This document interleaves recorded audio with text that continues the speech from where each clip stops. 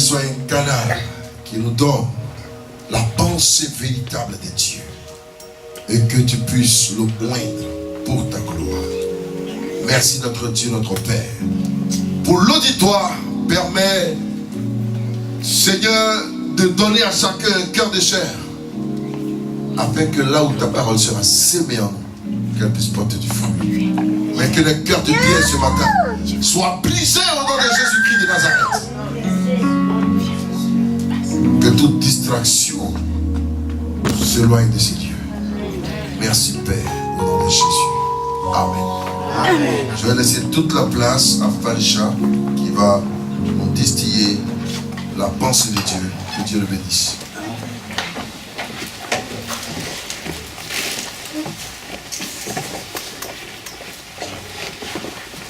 Merci, soyez bénis au nom de Jésus. Donc on va continuer l'aventure. Je dis toujours la parole de Dieu, c'est l'aventure. Alors nous sommes à Oikos. Donc Oikos, nous avons une vision et on a commencé une série de messages sur le thème « Être un disciple de Jésus pour faire des disciples de Jésus ». Donc je vais continuer ce message.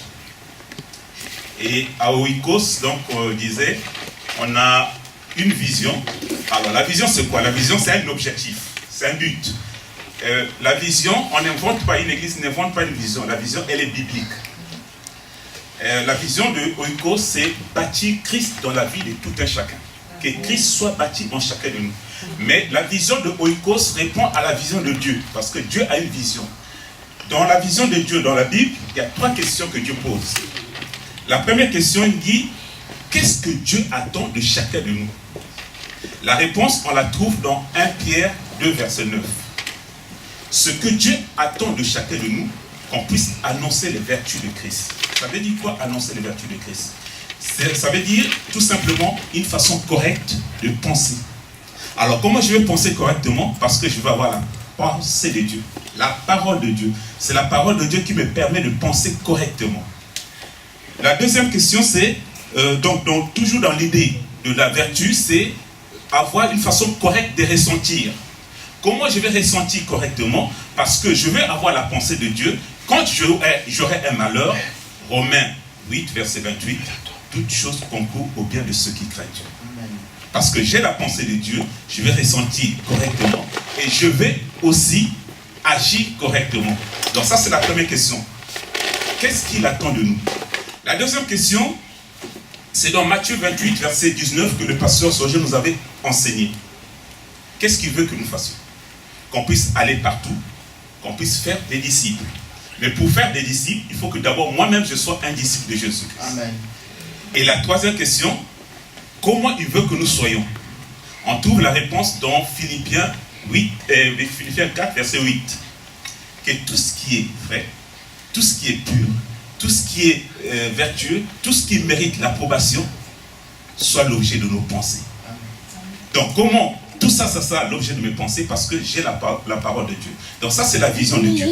Alors, quand on lit la parole de Dieu, parce que mon thème, je continue un thème que j'avais commencé, qui est dans le prolongement du thème du pasteur Sorgé. Donc, nous avait posé la question de savoir quel est le message que j'ai entendu quand j'ai reçu le Seigneur. Alors, ce matin, on va continuer, c'est comprendre le message. Parce que tout à l'heure, il y a des sœurs qui sont passées faisant un témoignage. En soi, un témoignage, c'est un message. Dieu me donne un message. Maintenant, c'est à moi de comprendre ce message-là. Ça veut dire quoi? La sœur Célia nous a dit, maman était malade, j'ai pensé rentrer chez moi, mais après, maman est guérie. Donc, du coup, la volonté de partir à la est partie, s'est arrêtée. C'est un message. Mais ça veut dire quoi? Alors, il faut comprendre ce message-là. Le message de Dieu dans la parole de Dieu, je peux le comprendre du point de vue de Dieu, comme je peux le comprendre de mon point de vue. Vous allez voir, je vais le montrer. Dans la Bible, on nous parle d'un certain Jonas. Jonas est un prophète. Alors, à l'époque, quand on parlait de prophète, on parlait de porte-parole de Dieu. C'est-à-dire que c'est des gens qui venaient et disent « Ainsi dit l'Éternel ». Donc, c'est-à-dire que ce n'est pas de nos jours où vous avez des gens qui se proclament prophètes, mais ils n'ont pas « Ainsi dit l'Éternel ». Mais à l'époque, quand on parlait de prophète, de Jonas, c'était « Ainsi dit l'Éternel ». Donc, il venait de la part de Dieu. Jonas est un prophète que Dieu envoie à Ninive pour aller annoncer la parole. Ninive était dans la désobéissance. La volonté de Dieu était de sauver cette ville-là. Jonas a refusé. Alors, vous savez pourquoi il a refusé? Parce que Jonas, aussi spirituel qu'il était, il restait d'abord un homme. Il a refusé parce que il s'est dit, Ninive, c'est la capitale de la Syrie. La Syrie, c'est un pays qui nous a assujettis. Si je vais dans ce pays-là annoncer Dieu, Dieu va le pardonner. Vous savez, humainement, on n'aime pas bénir nos ennemis. Et ça, c'est un point de vue humain. Mais il ne savait pas que Dieu qui servait était aussi le Dieu de Jéthro. Jéthro n'était pas juif, il n'était pas israélite. Il était aussi le Dieu de Balaam. Balaam n'était pas juif. Et Dieu fait grâce à qui il veut. Amen. Dieu est venu pour sauver tout le peuple. Amen. Et ça, Jonas n'a pas compris ça. Jonas refuse. Après, Jonas, bon, il est dans le ventre du poisson, il se confesse. Et finalement, il accepte d'aller à Ninive. Le problème, c'est que quand il arrive à Ninive, les gens sont tellement touchés, jusqu'au niveau du roi. Le roi est touché. Que Dieu fait grâce à cette ville. Quand vous lisez Jonas 4, Jonas est en colère contre Dieu. Il dit non, c'est pas possible, Dieu. Je savais.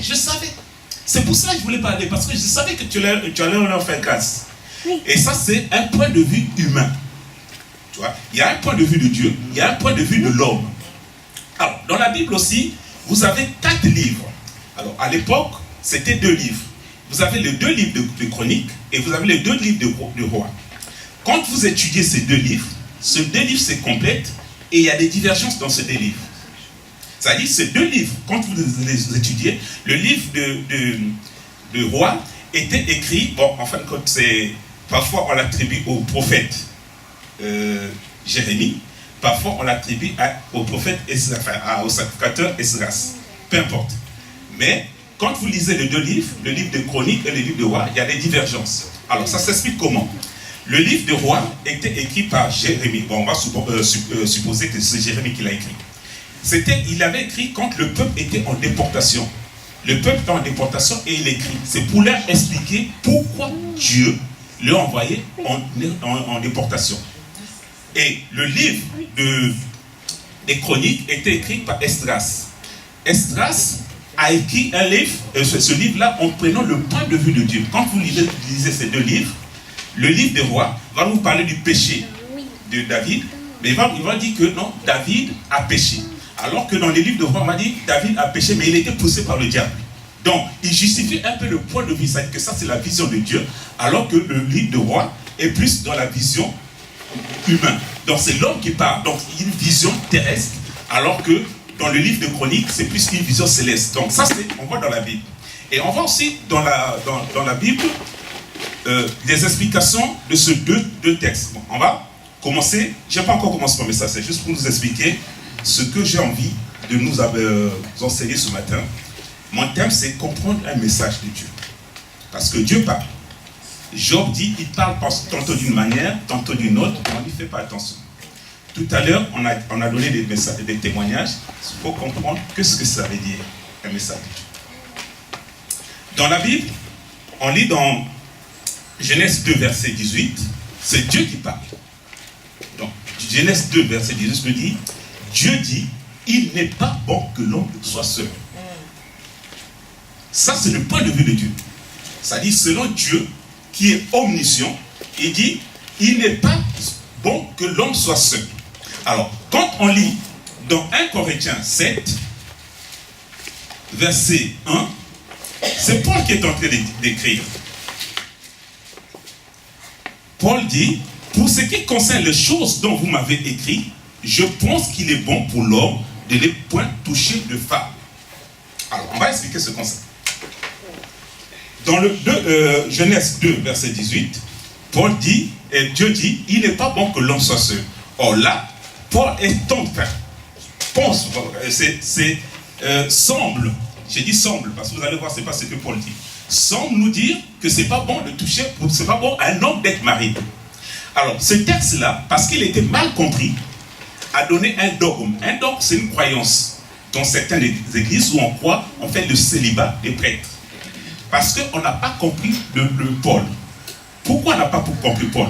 Parce que quand on remonte encore dans 1 Corinthiens 9, verset 5, qu'est-ce que Paul nous dit? 1 Corinthiens 9, verset 5, Paul nous dit: n'avons-nous pas le droit de mener avec nous une sœur qui soit notre femme, comme font les autres apôtres et les frères du Seigneur et Céphas? Paul nous dit: j'ai le droit, en tant qu'apôtre, d'avoir aussi une femme. Donc, Paul n'est pas pour le célibat. Deuxième élément, on prend dans Actes 26, verset 10. Actes 26, verset 10. Qu'est-ce que Paul nous enseigne? Paul nous dit: c'est ce que je fais, c'est ce que j'ai fait à Jérusalem. J'ai jeté en prison plusieurs des saints, ayant reçu les pouvoirs des principaux sacrificateurs, et quand on les mettait à mort, je joignais mon suffrage à celui des autres. Alors, suivez. Paul dit qu'il joignait son suffrage aux autres. Paul était un membre du Sanhédrin. J'avais expliqué ça bien ici. Le Sanhédrin, c'était à l'époque de Paul, c'était eux qui avaient le pouvoir politique, judiciaire, et eux qui faisaient des lois. Donc Paul était un membre du Sanhédrin. Et quand on étudie le Sanhédrin, une des conditions pour être membre du Sanhédrin, il fallait être marié. Donc Paul était marié. Donc on va revenir sur 1 Corinthiens 7, verset 1 Corinthiens 7, le verset 1. Alors, Paul nous dit, semble nous dire qu'il ne faut pas être marié. Et si on s'arrête à cela, alors on a tout faux. Juste pour la petite histoire, quand Paul écrivait là, vous vous en doutez, l'internet n'existait pas. Quand Paul écrivait, vous vous en doutez, la poste n'existait pas. Chronopost n'existait pas. DHL n'existait pas. Aujourd'hui, je peux envoyer un message, ça arrive rapidement. Quand Paul écrivait, à l'époque, il fallait envoyer un messager. On envoyait un messager avec la lettre, il dit, pour ce que vous m'avez écrit, donc il y a quelqu'un qui est venu avec la lettre et qui a donné la lettre. Donc il dit, je pense qu'il est bon à un homme de ne pas toucher une femme. Mais il ne s'arrête pas là. Le verset 2 qui donne la solution. Toutefois, pour éviter l'impudicité, que chacun ait sa femme, donc, et que chaque femme ait son mari. Donc Paul ne dit pas qu'il ne faut pas être marié. Un texte, il faut toujours comprendre le texte dans un contexte. Et le contexte de l'époque, pour comprendre ces textes-là, de 1 Corinthiens 7, il faut le comprendre à partir du verset 26. Tu vas me dire 1 Corinthiens 7, verset 26.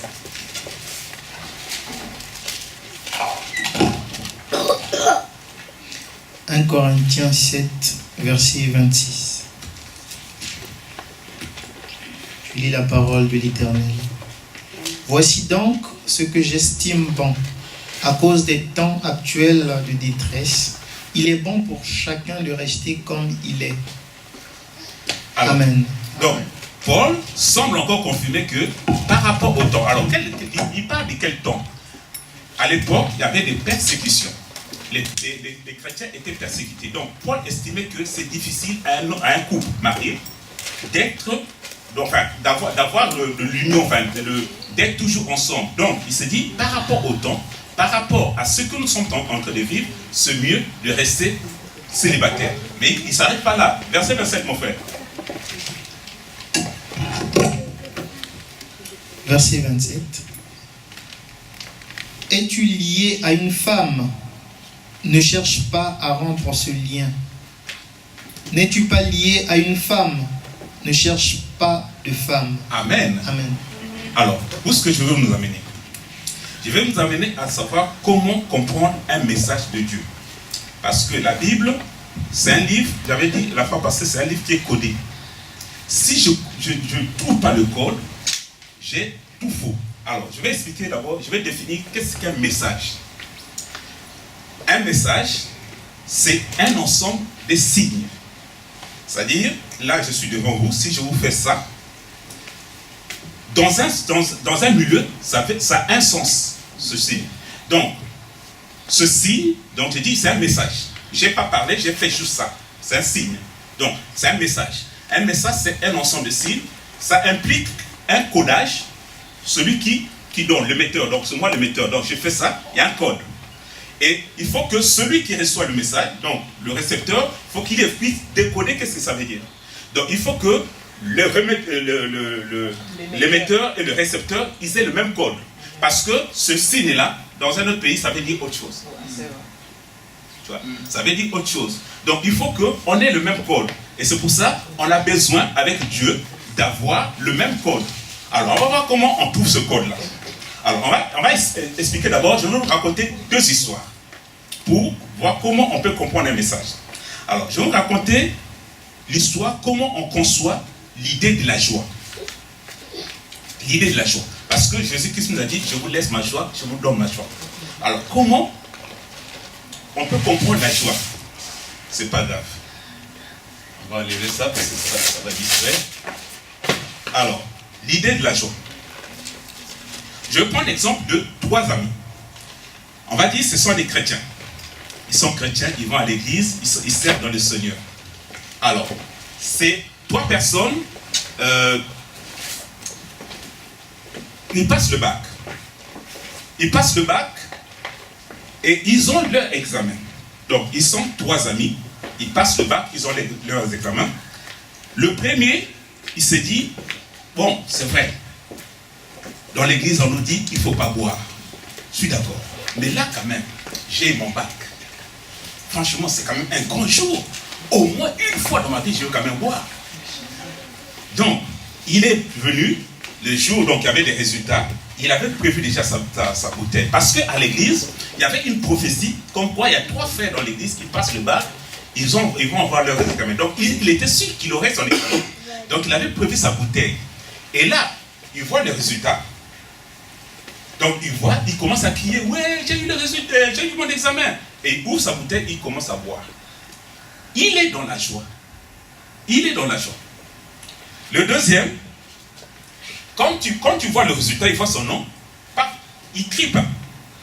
Juste, il est en train de pleurer la grosse goutte. Il est dans la joie. Il n'y a pas de cri. On va dire, il pleure comme un blanc. Enfin, j'exagère parfois.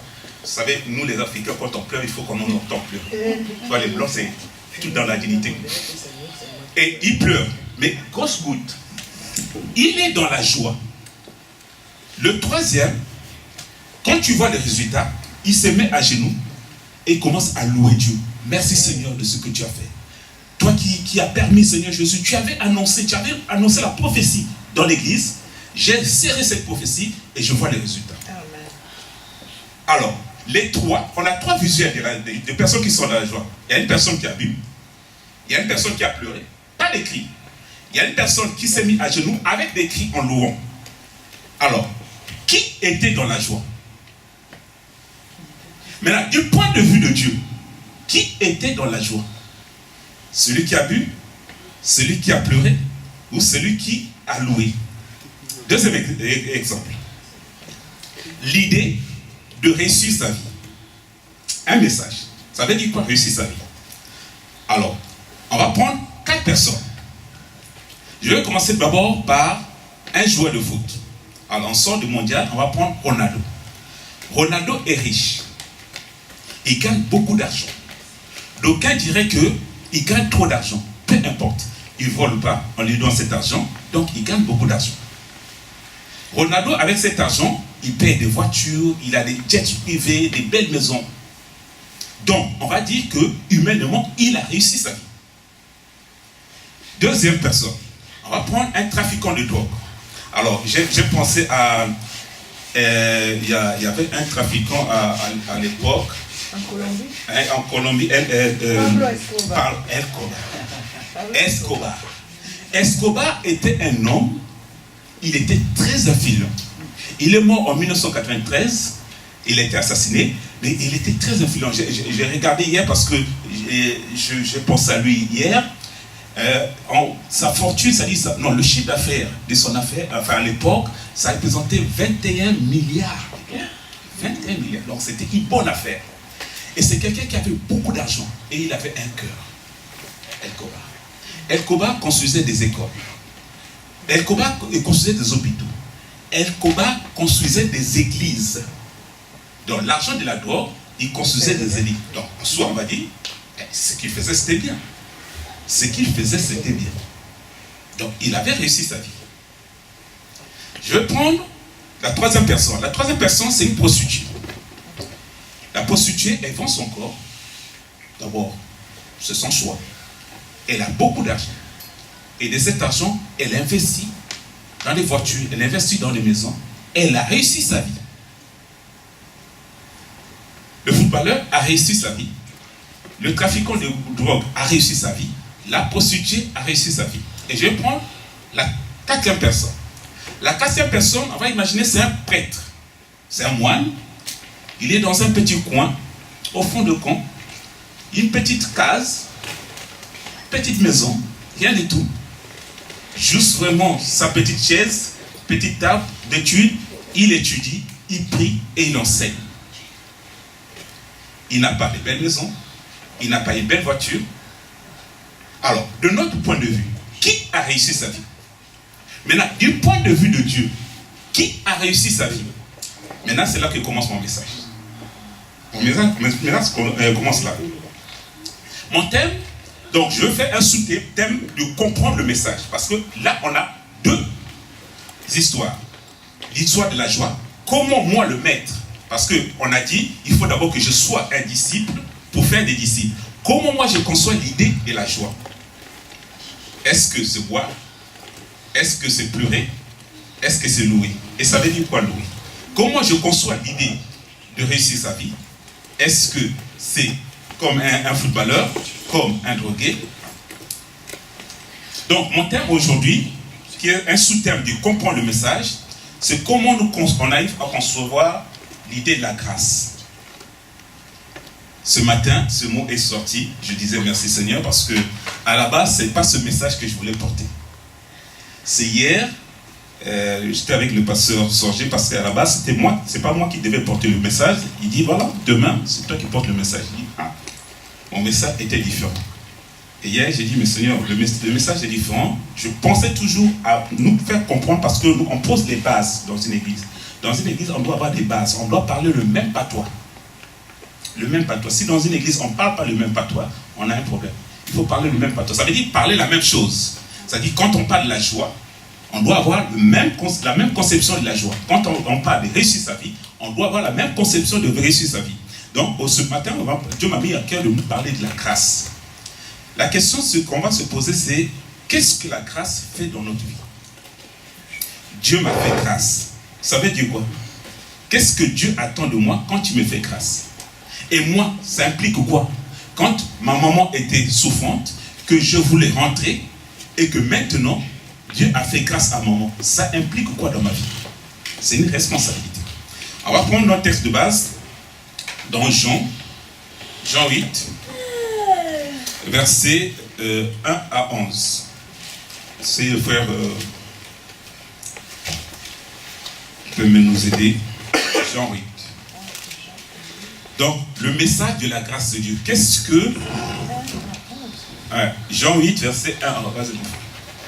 La parole de Dieu dans Jean 8, verset 1 à 11. Jésus se rendit au mont des Oliviers. Mais dès le matin, il revint dans le temple et tout le peuple s'approcha de lui. Il s'assit et se mit à les enseigner. Alors, les spécialistes de la loi et les pharisiens amenèrent une femme surprise en train de commettre un adultère. Ils la placèrent au milieu de la foule et dirent à Jésus, « Maître, cette femme a été surprise en flagrant délit d'adultère. Moïse, dans la loi, nous a ordonné de lapider de telles femmes. Et toi, que dis-tu » Il disait cela pour lui tendre un piège, afin de pouvoir l'accuser. Mais Jésus se baissa et se mit à écrire avec le doigt sur le sol.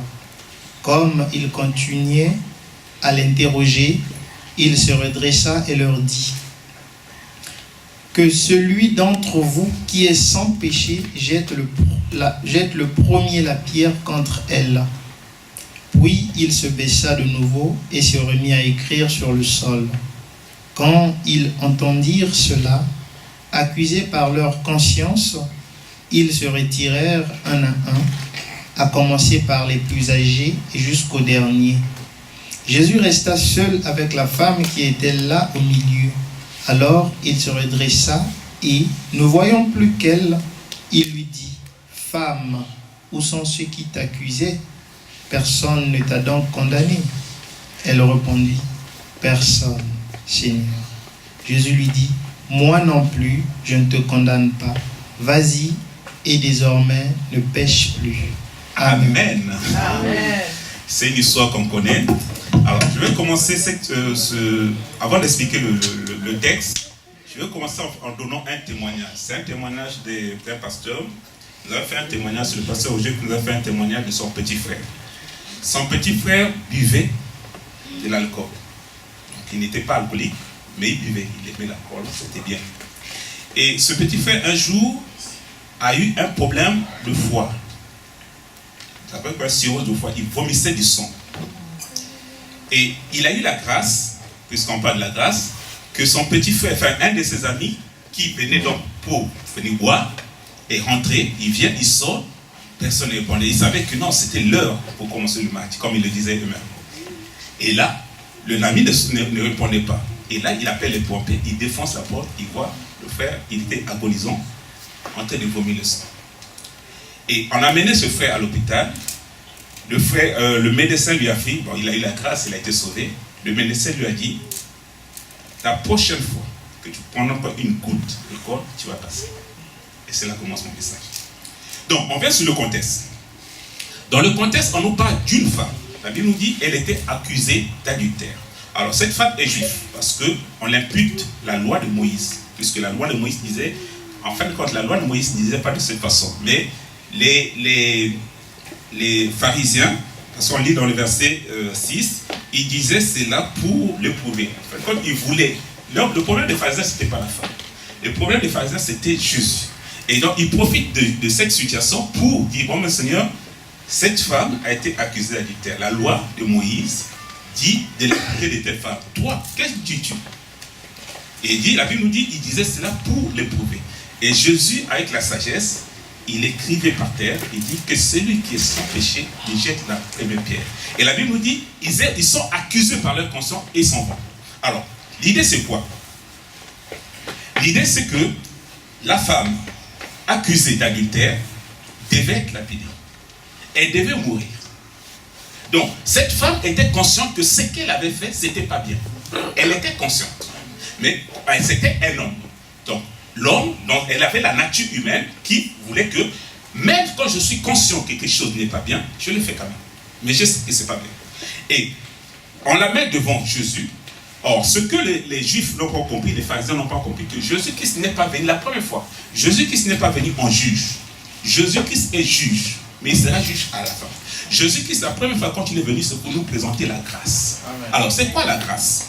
La grâce, on définit de façon triviale comme une faveur imméritée. Ce n'est pas quelque chose que je mérite.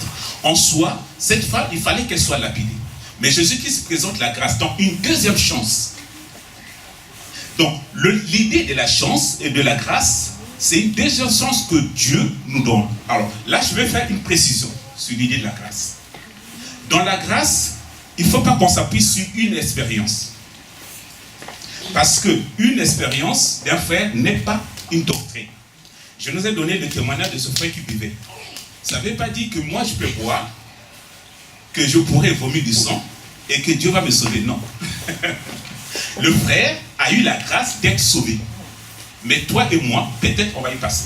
Dans la Bible, on nous parle d'un certain Uza. Quand on connaît l'histoire de Uza, Uza, qu'est-ce qu'il avait fait? Moi, personnellement, quand j'ai lu cette histoire, j'aurais fait comme Uza. Uza, on conduisait l'arche de l'Éternel sur des animaux et l'arche a penché. Donc l'arche voulait aller tomber. Uza a juste soutenu sa main pour toucher l'arche. Et la Bible dit qu'il est mort sur place. Donc, la question peut se poser, mais pourquoi Dieu n'a pas fait grâce là? Pourquoi Dieu fait grâce à une autre personne? On lit l'histoire de Moïse. Moïse, qu'est-ce qui s'est passé avec Moïse? Moïse, l'erreur qu'il a fait, C'est un jour, il s'est mis en colère. Un jour, il a parlé du mal du peuple de Dieu. Il dit non, c'est un peuple qui sont difficiles. Et ça suffit pour que Dieu puisse le disqualifier pour rentrer à Canaan. Donc, on ne peut pas qu'on s'appuie sur une expérience d'un frère ou d'une soeur pour dire moi je vais quand même boire, je vais quand même fumer, je vais quand même me droguer, Dieu me fera grâce. Non. Dieu fait grâce à qui il veut. Amen. Et la grâce ne dépend pas de celui qui la demande, ça dépend de celui qui donne. Donc c'est Dieu qui fait la grâce. Donc, pour mon cas, il va me dire non, toi, non, ça s'arrête là. Appelez-vous Ananias et Saphira. Arrêtez-vous. Alors, est-ce que dans le groupe d'Ananias et Saphira, il y a des gens qui ne mentaient pas? Si. Il y a des gens qui mentaient. Mais pourquoi eux, les autres, ils sont frappés et pourquoi les autres ne sont pas frappés? Parce que Dieu est souverain. Donc, ça, c'est juste nous faire comprendre l'idée de la grâce. Donc, cette femme, dans la lapidation, on va comprendre d'abord la lapidation. Pourquoi la lapidation? On va voir dans Deutéronome 22, verset 22. Pour comprendre l'idée de la lapidation. Deutéronome 22, verset 22. Deutéronome 22, verset 22. Si l'on trouve un homme en train de coucher avec une femme mariée, ils mourront tous les deux. L'homme qui a couché avec la femme ainsi que la femme, tu extirperas ainsi le mal du milieu d'Israël. La raison de la lapidation, dans le contexte, c'était ça. Il fallait tuer. Pourquoi? Vers la fin. Tu extirperas ainsi le mal du milieu d'Israël. Amen. Amen. Le but de la loi, c'est pas en soi de tuer. Le but de la loi, c'est conscientiser les gens. C'est pour amener une certaine conscience dans le groupe. Dans un pays, s'il n'y a pas de règles, c'est un désordre. Donc, on met des règles pour qu'il y ait un ordre. Et donc, on permet que certaines personnes soient exclues du groupe pour préserver le groupe. Et c'est le but de Dieu. Maintenant, la question, je disais, de cette femme, la grâce. Cette femme a eu la grâce. Elle devait être lapidée. Dieu a fait grâce. Jésus a fait grâce. Et moi, j'aime dans ce texte-là, le mot, parce que dans ma version, ce mot-là n'est pas, mais moi j'aime cette version-là où il dit désormais. On va réfléchir ce matin sur ce mot-là, désormais. C'est une femme, on va dire peut-être, qui avait l'habitude de vivre cette vie-là d'adultère. C'est peut-être sa première fois. Mais, voilà, manque de peau. Ce jour-là, j'ai voulu essayer, on m'a attrapé. Mais Jésus lui dit, désormais. Alors, désormais marque une rupture. Désormais, c'est-à-dire, il y a des choses que je faisais. Dieu me dit, désormais. Désormais, parce que je te donne maintenant une deuxième chance. Il n'y aura peut-être pas une troisième chance. Il y a des gens qui peuvent avoir la chance d'avoir une troisième, quatrième, cinquième chance. Dieu est souverain. Moi, j'explique le principe de Dieu. Parce que Dieu fonctionne avec des principes. Maintenant, il y a des exceptions. Il y a des gens, on va dire, je connais quelqu'un, mais ce n'est pas un principe biblique. Parce que le principe biblique est que quand il y a un péché, il faudra une sanction.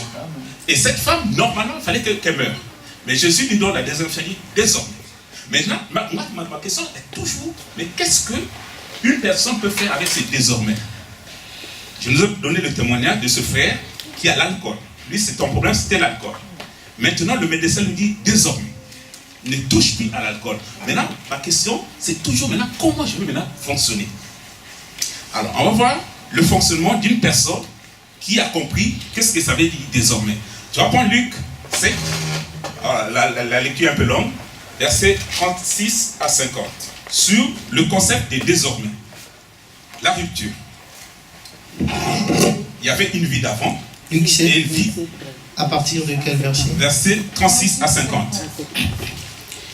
Je lis la parole de l'Éternel. Un pharisien invita Jésus à manger avec lui. Jésus entra dans la maison du pharisien et se mit à table. Une femme pécheresse qui se trouvait dans la ville apprit qu'il était à table dans la maison du pharisien. Elle apporta un vase plein de parfums et se tint derrière, aux pieds de Jésus. Elle pleurait et bientôt elle lui mouilla les pieds de ses larmes, puis les essuya avec ses cheveux, les embrassa et versa le parfum sur eux. Quand le pharisien qui avait invité Jésus vit cela, il se dit en lui-même, si cet homme était prophète, il saurait qui est celle qui le touche et de quel genre de femme il s'agit. Il saurait que c'est une pécheresse. Jésus prit la parole et lui dit, Simon, j'ai quelque chose à te dire. Maître, parle, répondit-il. Un créancier avait 2 débiteurs. L'un d'eux lui devait 500 pièces d'argent et l'autre 50. Comme il n'avait pas de quoi le rembourser, il leur remit à tous 2 leurs dettes.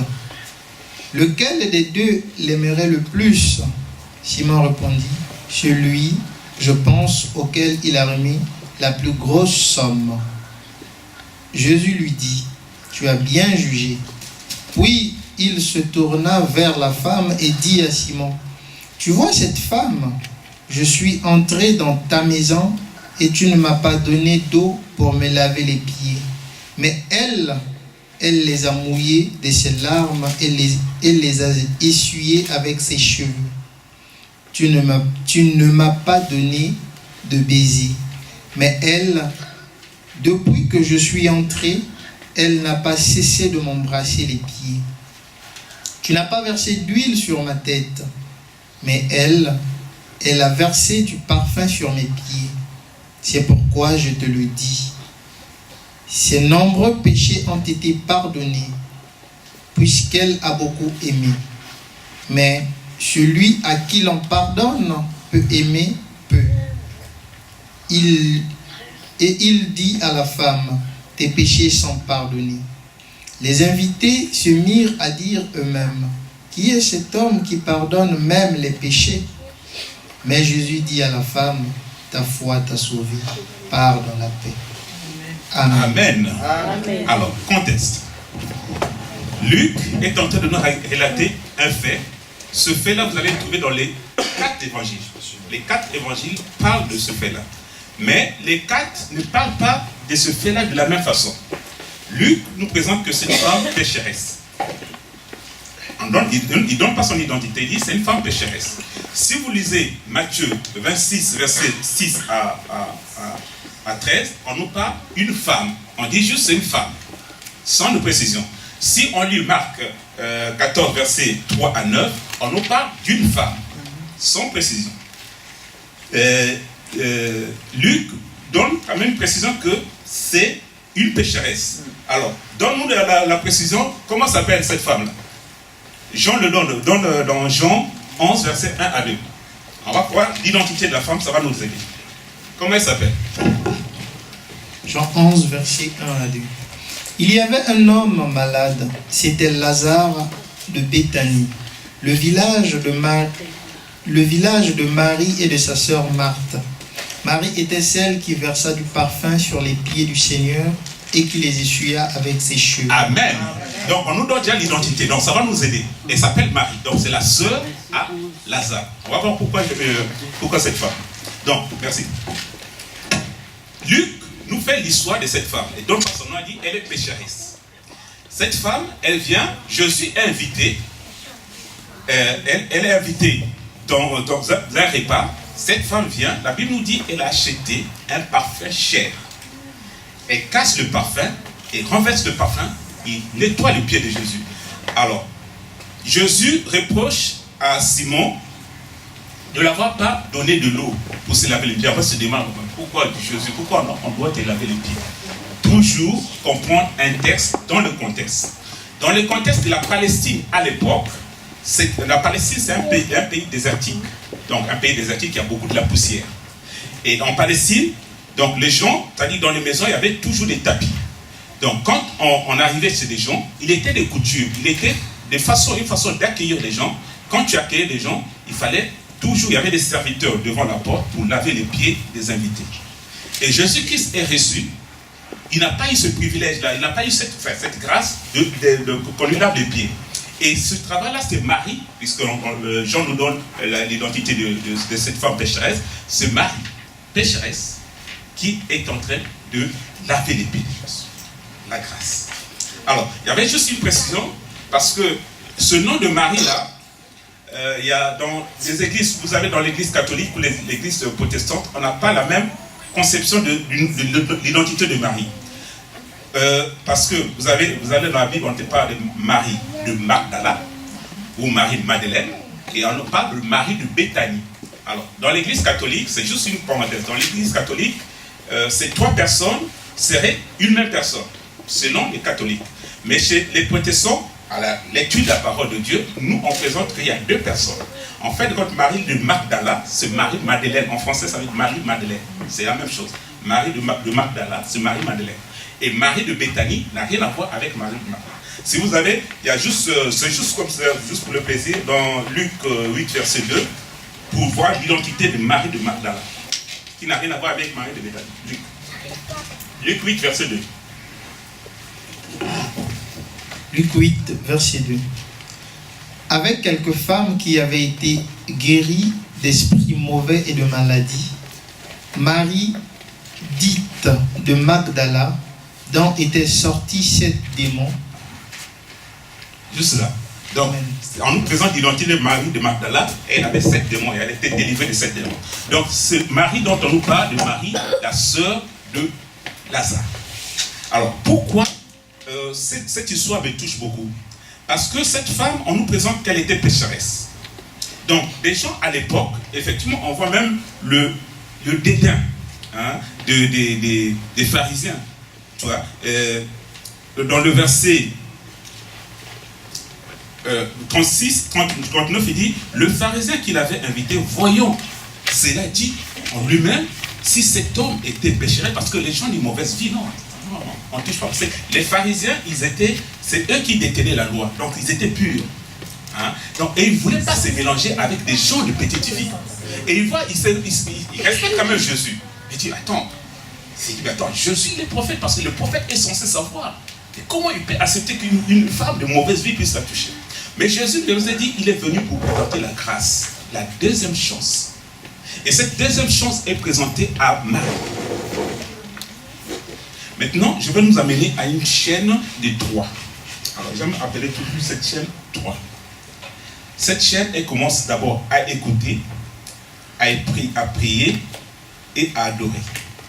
On va voir l'histoire de Marie de Béthanie, qui commence d'abord à écouter, qui prie, et un jour qui adore Dieu. Alors, l'écoute de Marie, dans Luc 10, versets 36 à 39. D'abord, écoutez. Vous allez voir, là où je vous Luc 10, verset 36. 38 à 39. 38 à 39. Donc, écoutez d'abord. Comme Jésus était en chemin avec ses disciples, il entra dans un village et une femme du nom de Marthe l'accueillit dans sa maison. Attends, mon frère. Jésus est accueilli par Marthe. Vas-y, continue. Elle avait une sœur appelée Marie qui s'assit aux pieds de Jésus et écoutait ce qu'il disait. Marthe était affairée aux nombreuses tâches du service. Elle survint et dit... Non, tu peux t'arrêter là. Je voulais juste préciser que cette Marie-là écoutait. Marthe travaillait. Donc, Marie commençait d'abord à écouter. Dans le silence, j'écoute d'abord. Alors, c'est ce principe qu'on fait dans une église. Le pasteur Songer nous demande d'avoir des notes.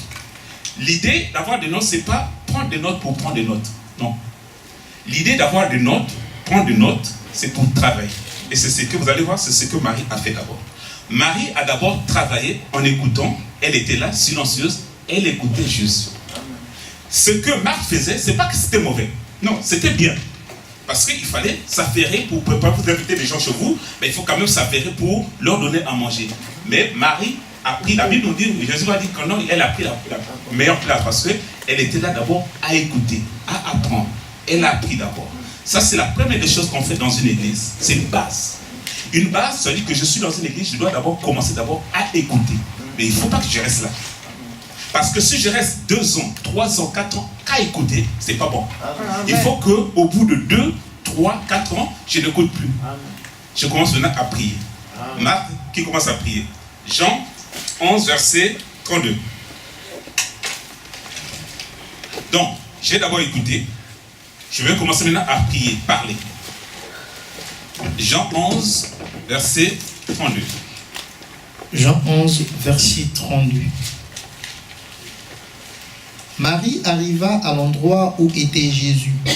Quand elle le vit, elle tomba à ses pieds et lui dit, « Seigneur, si tu avais été ici, mon frère ne serait pas mort. » Amen. Amen. Amen. Seigneur, si tu avais été ici, mon frère ne serait pas mort. La prière. J'arrive donc, première étape, j'ai commencé d'abord à écouter. Pourquoi Marie avait de la considération à Jésus? Pourquoi Marie a dit de telles choses? Parce que Marie savait. Comment je le sais? Je le sais parce que j'ai écouté Jésus. Je sais que cet homme est puissant. Je sais que cet homme était capable de guérir mon frère. Mais s'il était là, dommage qu'il n'était pas là. Dommage qu'il n'était pas là. Si Jésus était là, et ça c'est la profondeur de la pensée de Marie, si cet homme était là, il n'y aurait pas cette situation. Donc j'ai écouté, j'ai prié et je vais maintenant adorer. Alors l'adoration dans Jean, on reste toujours dans Jean 12. On commence à partir du verset 1. J'ai écouté, j'ai prié et je vais maintenant adorer. 6 jours avant la Pâque, Jésus arriva. 6 jours avant la Pâque. Donc la Pâque, c'est quand Jésus va mourir. Vas-y. Jésus arriva à Béthanie où était Lazare Il revient à Béthanie. qu'il avait ressuscité. Jésus-Christ a ressuscité Lazare. Donc le frère de Marie. Marie, l'a dit, qui a écouté, qui a prié. Et maintenant, Marie, qu'est-ce qu'elle va faire maintenant? Là, on lui offrit un repas. Marthe servait et Lazare était parmi ceux qui se trouvaient à table avec lui. Marie prit un demi-litre d'un parfum de nard pur très cher, en versa sur les pieds de Jésus et lui essuya les pieds avec ses cheveux. La maison fut remplie de l'odeur du parfum. Un de ses disciples, Judas Iscariote, celui qui allait le trahir, dit: pourquoi n'a-t-on pas vendu ce parfum 3000 pièces d'argent pour les donner aux pauvres? Il disait cela non parce qu'il se souciait des pauvres, mais parce que c'était un voleur et comme il tenait la bourse, il prenait ce qu'on y mettait. Mais, amen. On peut Amen. s'arrêter. Donc, on est parti de l'étape d'abord. J'ai d'abord écouté Jésus-Christ. L'étape d'écoute. J'ai après prié Jésus-Christ. Prier, je fais venir Jésus-Christ. J'ai supplié, vous prenez toutes les formes, parce que la prière peut avoir plusieurs formes. Ça peut avoir la supplication, l'imploration, tout ce que vous voulez. Et là, je commence à adorer. Adorer Dieu. Adorer Dieu, ça peut être dans les chants. Hier, on avait des questions-réponses dans le partage. Et on avait l'idée de la louange. Alors, il y a des personnes qui ont dit chanter, louer, c'est chanter. C'est vrai. Louer, c'est danser. C'est vrai. Il y a plus la profondeur qu'on recherche dans la louange. Dans l'adoration, on recherche aussi la profondeur. Cette femme a acheté un parfum cher et a répandu dans le pied de Jésus. Pourquoi? Parce que cette femme avait une histoire. Là, on est dans le verset 12. Donc, il y avait l'histoire d'abord, que Jésus-Christ avait d'abord travaillé dans sa vie. Jésus-Christ a travaillé aussi dans la vie de son frère, qu'il a ressuscité d'entre les morts. Et maintenant, c'est Jésus-là, je peux maintenant l'adorer. Parce que pour adorer Jésus-Christ, je dois connaître d'abord Jésus-Christ. Si je ne connais pas, quand je parle de connaître, je ne parle pas de connaissance intellectuelle de me dire, voilà, j'étudie la parole de Dieu, je connais la parole de Dieu par cœur. Non, ça c'est la parole de Dieu. Pour connaître Dieu, il faut qu'il ait une révélation. Marie a d'abord eu une révélation dans le culte. Et la révélation dans le culte a fait que le jour où son frère est mort, il dit non, il faut ce Jésus-là. Le jour où ma maman est malade, il dit il faut ce Jésus-là. Mais il faut que j'ai cette révélation d'abord. Si je n'ai pas cette révélation, je vais commencer, quand j'ai des problèmes, je ne vais pas annoncer les vertus de Christ. Parce que dans mes problèmes, il faut que je sois capable de me rappeler. Et c'est pour cela, le pasteur Sorgé insiste que nous soyons des étudiants de la parole de Dieu. Parce que ça va t'aider, ça va m'aider. Parce que des problèmes, tu les auras, je les aurai. Mais quand j'aurai des problèmes, c'est la parole de Dieu. c'est cette foi. La Bible dit la foi vient de ce qu'on entend. On dit, mais j'ai la foi, oui, mais je ne lis pas la parole de Dieu, je ne peux pas avoir la foi. Marie avait la foi parce qu'elle a écouté. Et donc cette foi a fait que quand le jour où il y avait une situation, je pouvais prier Dieu, Jésus-Christ. Et je pouvais adorer Jésus-Christ en esprit et en vérité. Pourquoi? Parce que je peux adorer Jésus-Christ en esprit. Je peux adorer Jésus en vérité. Mais Dieu veut que ça soit les deux. Quand j'adore Jésus parce que j'ai une révélation de Jésus-Christ, c'est cette adoration que Jésus-Christ veut. Et c'est ce que Jésus-Christ a apprécié dans l'acte de Marie. Et c'est pour cela, dans la fin, on dit l'histoire de cette femme-là, l'histoire de cette femme est racontée. Pourquoi? Parce que ce qu'elle a fait, c'était quelque chose de grandiose aux yeux de Dieu. Dieu me parlait toujours le point de vue de Dieu. Parce que je peux l'avoir fait pour impressionner les hommes, mais la motivation n'était pas d'impressionner Dieu. Non. Ce que nous allons faire, c'est d'abord toucher le cœur de Dieu. Et Marie a réussi à toucher le cœur de Dieu. Et c'est pour cela que l'histoire de Marie nous est relatée. Et sûrement, probablement, il y a des femmes qui ont peut-être fait la même chose, mais la motivation n'était pas la même. Et c'est toujours ça quand on vient dans le Seigneur. Quelle est notre motivation? Alors, il y a une considération que je vais nous amener maintenant dans la grâce de Dieu. Dieu nous fait grâce. Dieu nous fait grâce. Tous ici, nous avons un témoignage à dire de la grâce de Dieu dans nos vies. Tous. Peut-être tu n'es pas passé par l'alcool, peut-être tu n'es pas passé par la prostitution, peut-être tu n'es pas passé par la drogue. Peu importe, nous avons tous un témoignage. Si ce n'est pas directement en nous, indirectement, peut-être un membre de notre famille a vu la grâce de Dieu. Maintenant, comment la grâce de Dieu, une fois qu'elle a travaillé en nous, comment nous devons faire pour les autres? On revient sur l'histoire de la femme. La femme qui était accusée d'adultère. Elle a causé un tort. Il y a un travail qu'elle doit faire en elle-même. C'est un travail de réparation. Il faut qu'elle se répare d'abord. Et un travail aussi de réparer aussi les autres. Parce que tu as causé un tort. Il faut réparer aussi ce tort-là. Et comment on répare ce tort-là? On répare ce tort-là, comme a dit le pasteur, pour la sœur, en demandant pardon. Il faut aller demander pardon. Ma sœur, mon frère, tu te demandes pardon. Ou bien si j'ai pris la personne, je peux prier pour cette personne. Parce qu'il faut réparer. J'ai dit c'est une série, on verra quand on va parler de vouer par l'interdit. Vouer par l'interdit, à l'époque, quand tu causais un tort, il fallait réparer. Et parfois, il fallait réparer 4 fois. C'est-à-dire que tu as volé un mouton, il fallait payer 4 moutons. Mais c'est un principe que Dieu a établi pour la réparation. Donc, je répare, je me construis d'abord dans la grâce et je dois reconstruire les autres. Puisque moi, je suis construit parce que Jésus veut me reconstruire, je dois chercher d'abord à reconstruire aussi les autres. Étape. La grâce de Dieu dans nos vies, parce que Dieu vient pour nous donner une deuxième chance. La deuxième chance a un but, c'est de te dire, voilà, désormais, sois une nouvelle créature. Désormais, comporte-toi différemment. Amen. Désormais, ne fais plus ce que tu faisais. Amen. Pourquoi? Je nous ai dit, il y a une deuxième chance, il n'y aura peut-être pas une troisième chance. Je réponds, il y a une deuxième chance, il n'y aura pas une troisième chance. La grâce de Dieu a ceci de particulier, c'est que c'est Dieu qui nous tend la main. Il te dit, viens, je t'aime. Je t'aime toujours. Mais j'ai un but. J'ai un but dans ta vie. Je veux que tu puisses être dans mon projet maintenant. Et cette femme, pécheresse, Marie, était maintenant dans le projet de Dieu. Parce qu'elle était maintenant devenue une adoratrice. Qui adorait Dieu, qui adorait Jésus. Elle a adoré Jésus parce qu'elle s'est représentée que la chance qu'elle a eue, d'abord pour elle, pour son frère, ressuscité, elle est devenue une adoratrice. Et ce matin, je voulais nous interpeller à être ces adoratrices, des gens qui ne font pas. Vous savez, j'aime l'image d'un cadre. J'avais prévu ça.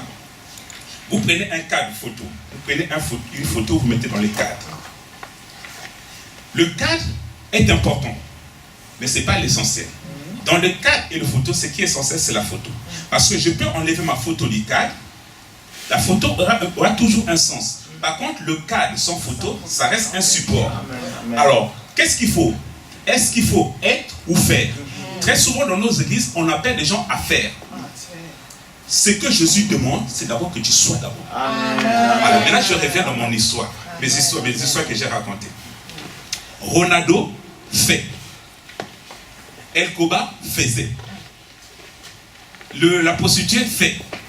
Par contre, je nous ai présenté ce prêtre, ce moine, qui a une petite maison, qui n'a pas de voiture. Lui, il est et il fait. Amen. Il est d'abord dans le projet de Dieu et il enseigne parce que Jésus-Christ joue de rôle d'enseigner. Et je nous présente l'idée d'enseigner. Enseigner, ce n'est pas faire ce que je suis en train de faire seulement. Ce que je suis en train de faire, c'est bien. Mais il y a un meilleur enseignement qui consiste à ta vie, ma vie. Je suis un témoin de Jésus-Christ. Un bon enseignant, suivez bien mon frère et soeur, un bon enseignant, une bonne enseignante, suivez. S'il y a peut-être une expression, une phrase que je veux que vous gardez en sortant d'ici, un bon enseignant, une bonne enseignante, c'est celle qui enseigne avant de parler. Je réponds. Avant que je me mette devant vous, ma vie doit parler. Amen. Pourquoi? Parce que ce que je fais parle plus fort que ce que je dis. Amen. Je réponds. Je peux être un bon orateur. Je peux être un bon enseignant. Mais si ma vie n'enseigne pas les autres, j'appelle ça une cloche qui sonne. Vous allez à l'église catholique, vous avez des cloches qui sonnent pour appeler les gens à l'église, mais vous ne verrez jamais des cloches, des sons du clocher pour rentrer à l'église. Et parfois, dans nos églises, on a des cloches qui sonnent. Et c'est pour cela, dans nos vies, dans nos entourages, il n'y a pas la vie. Pourquoi? Parce que nous n'avons pas nous-mêmes la vie. Je réponds mon expression, un mort ne peut pas donner la vie. C'est celui qui a la vie qui peut donner la vie. Nous avons nos sœurs qui sont enceintes ici. Elles sont enceintes, elles vont donner la vie parce qu'elles sont en vie. Elles seraient mortes, l'enfant aussi allait mourir. Soyons vivants et ayant donnant la vie au milieu de nous, soyez bénis au nom de Jésus. Amen.